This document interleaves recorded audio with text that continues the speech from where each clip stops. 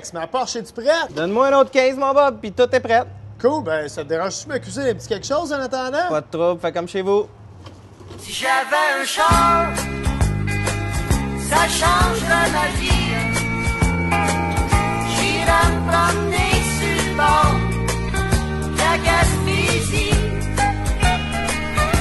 Si j'avais un char, ça changerait ma vie. Salut! Bienvenue à l'anarchie culinaire selon Bob. Compte tenu qu'Alex, il y a encore un petit 15 minutes de réparation à faire sur ma belle Porsche flambant neuve, puis on sait tous que c'est important d'être smart avec notre mécanicien, j'ai décidé aujourd'hui d'y préparer un petit burrito. Qu'est-ce qu'on met là-dedans, mon Bob? Dans notre burrito aujourd'hui, on va mettre des haricots noirs, de la crème sûre, de la salade, du fromage, de la coriandre, qui est un peu comme un persil mexicain, ainsi que des tomates. On a un restant de poulet de la veille, des oignons rouges, des poivrons jaunes. Puis même si je cuisine habituellement seulement avec du sel, aujourd'hui, on a une épice très spéciale, du cumin. Pas trop compliqué pour la recette d'aujourd'hui. On va commencer par mettre tous nos ingrédients dans le bol. Donc, on va commencer avec la laitue, les tomates, du fromage, puis notre coriandre.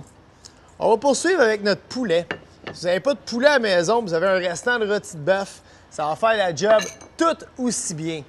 On va mettre des oignons rouges. On sait que les oignons, ça fait pleurer habituellement, un peu comme la fin de carrière à notre Jacques Villeneuve national. On va continuer avec le champion, on pourrait dire le Michael Schumacher des fruits et légumes, le poivron. Parce qu'on sait tous que le poivron contient 4 fois plus de vitamine C que dans un orange. On va rajouter un peu d'haricots noirs.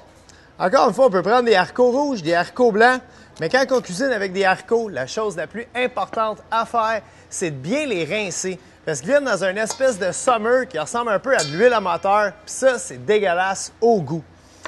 Là, on va lier tout ça avec une bonne quantité de crème sûre. On ne se gêne pas parce que la crème sûre, c'est bon. Puis on aime ça. On va commencer à mélanger le tout. La crème sûre aussi, ce que ça va permettre de faire, c'est que là, on va mettre nos assaisonnements. On se souvient toujours, une bonne quantité de sel, pas pour rendre le tout salé, mais pour rehausser le goût de chaque ingrédient. Et une généreuse quantité de cumin, qui est vraiment l'épice championne au Mexique. On l'utilise vraiment dans beaucoup de plats. On mélange bien le tout pour ensuite en déposer une quantité dans notre tortilla, parce que sans tortilla, c'est comme un pilote de Formule 1. Sans son char, ça s'en va nulle part. On va mettre une bonne quantité en plein milieu ici. On va se rendre compte pourquoi la recette est mexicaine. Pour ça, on va faire de quoi? De typiquement mexicain. C'est-à-dire, on va se le rouler. Puis là, pour rouler notre burrito, on va commencer par le plier. Puis on va ramener notre pli par en dedans comme ceci. On va le rouler une première fois. Là, on va aller chercher chacun de nos côtés qu'on va plier sur le dessus.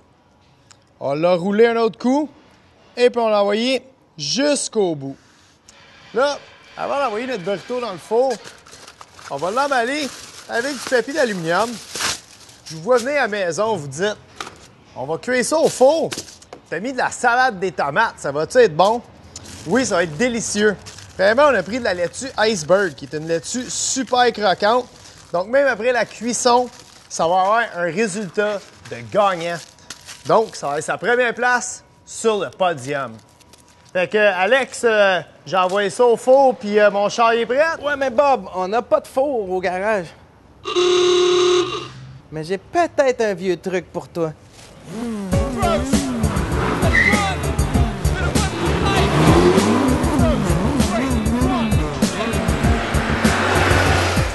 Yeah, on est maintenant rendu au circuit Gilles Villeneuve. Alex, on va faire cuire ça où, ces burritos-là? Il n'y a pas plus de four ici qu'au garage. Dans un séduisant four à piston de 3,6 litres. On va mettre ça en valise. Wow! On va utiliser communément appelé les runners d'intake qui devraient se tenir à l'entour de 125 degrés, ce qui devrait nous donner des succulents burritos. Ah ouais, on va mettre Vas-y, directement fort, ça mon sur Bob. le moteur. Juste là en haut. Choisis ton spot. J'en mets un là, puis si j'en mets genre un ici, c'est bon? C'est excellent. Ah ouais? Puis là, ça va prendre combien de temps à faire cuire ça? 2-3 tours de piste, on est en business. 2-3 tours de piste. Pff, let's go!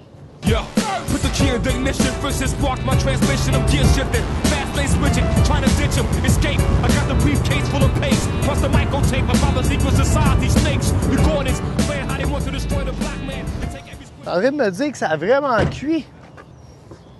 Attention, Wow, si polac, c'est quand même plus chaud qu'on pense, c'est 2-3 tours de piste. Ah! Je vais te déballer le tien. Ouh, yes! J'ai hâte de goûter à ça. C'est la première fois. J'avais déjà entendu parler de cuisiner sur un moteur de char. Mais c'est vraiment la première fois que je le fais. En plus, une Porsche. Quoi Pourquoi de mieux? Ah, c'est vraiment chaud. Le fromage a vraiment tout bien fondu. Man, c'est carré. C'est aussi bon que si ça sortait d'un four fait en stainless steel. La moitié est en aluminium. Hey, cheers Alex. Merci bien. Salut, Bob. Sur ce, bon Grand Prix à tous. Puis on se revoit dans pas long pour d'autres aventures à l'anarchie culinaire selon Bob. Si j'avais un char, j'en ferais ma maison.